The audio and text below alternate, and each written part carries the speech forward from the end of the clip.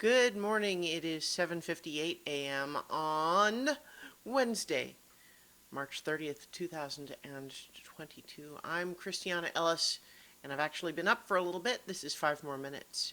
So just quick sleep timing update.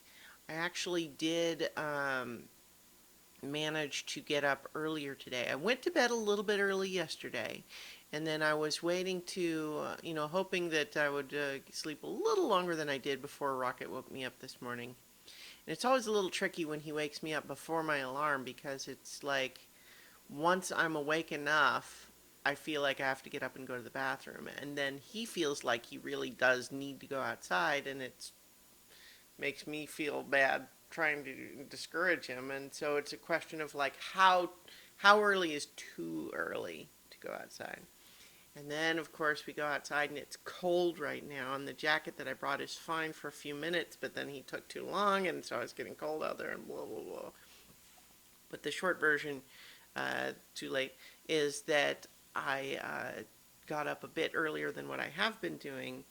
Didn't go to bed that much earlier, but nonetheless felt it a little easier to get up. And so I think that some of my logic about timing of when I was setting my alarm might be on the money there. So, but what I also did today already before recording this video is there's a brand new Marvel TV show, Moon Knight, premiered today, and you can watch the first episode on Disney Plus as of today. And I went ahead and I watched it as kind of continuing what has become a loose tradition of getting up early to watch those shows before recording the video. And I'll say that I'm enjoying it fine so far, but the concern that I had all along about the premise is not alleviated. We'll see how it goes. But I'll first say that I really, other than sort of being peripherally aware of the character through memes and such, I really don't know hardly anything about the Moon Knight comics characters, so I really am coming from a nearly blank slate there. I like Oscar Isaac a lot, but the whole premise, even as depicted in the trailer, is that we've got this guy, Stephen Grant. He works at a museum. He's kind of a nerd, shy nerd. He's dealing with weird sleepwalking things, as far as he can tell. But what we all know is that what's actually happening is he has dissociative identity disorder with a superhero. But here's my initial, my concern all along was to say, okay, but who's the hero? Right? Because in a dissociative identity story,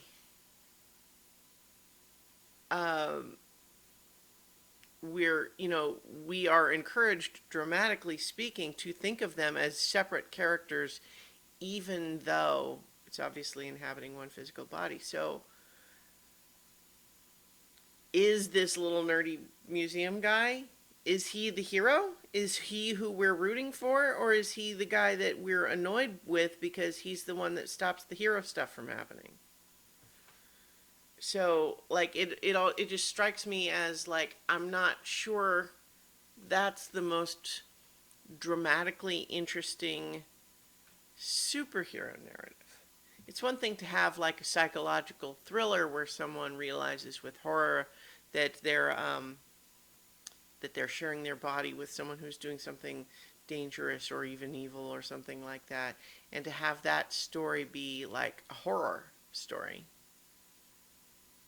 Probably something in a movie or even a novel, but less so like a serialized story, superhero story.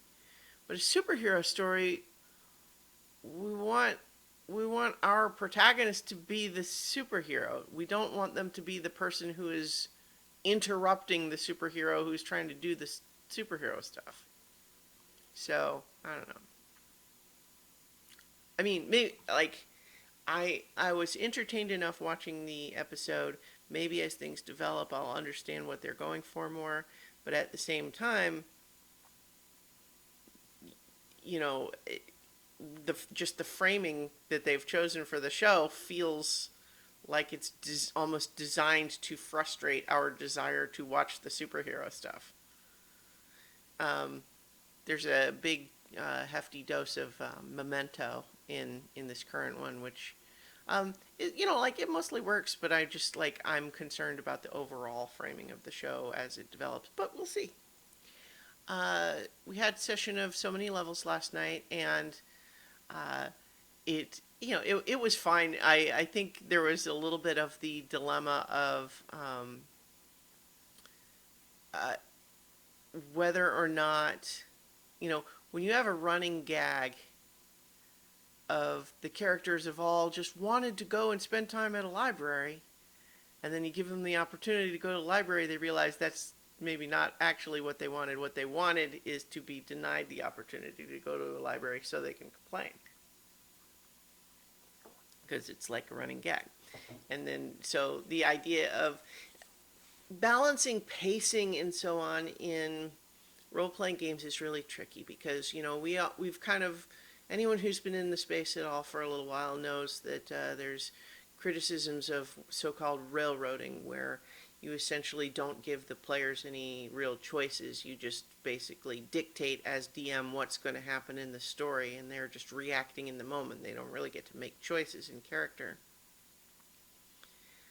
But you can err too far in the other direction, where the players can feel a little bit just set adrift, like they're not sure what they're supposed to be doing or where they're supposed to be going.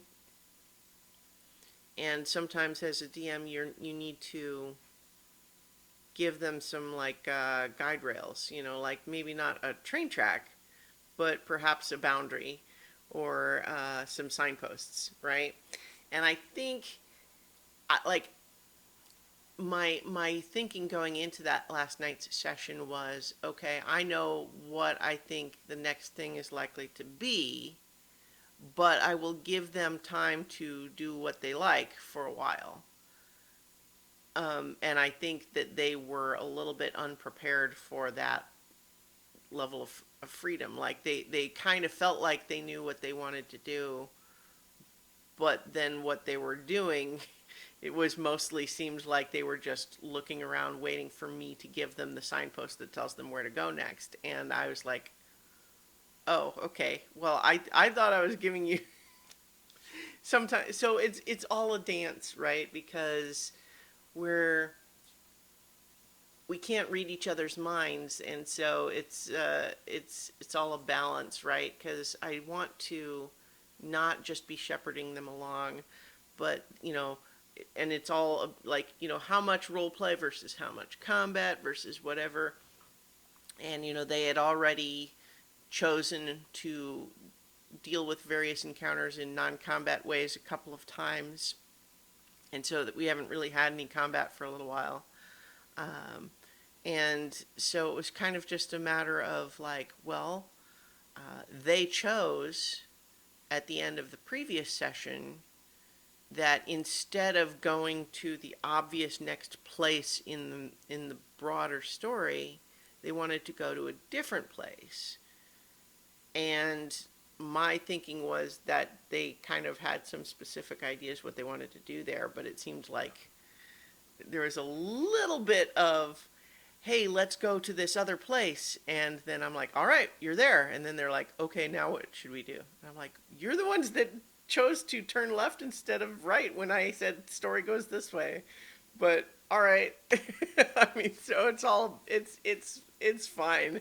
It's just a matter of sometimes it's you have to kind of figure, uh, I'm suddenly flashing, just watching Oscar Isaac this morning. There's the whole bit in The Force Awakens, where we're introduced to his character, and he's just been taken prisoner. He's like, okay, so how do we do this? Do you talk, or do I talk, or so sometimes there's just figuring that out. But so in some respects, I think last night I potentially erred a little bit too far on the side of not giving those signposts to the players for what they should do next.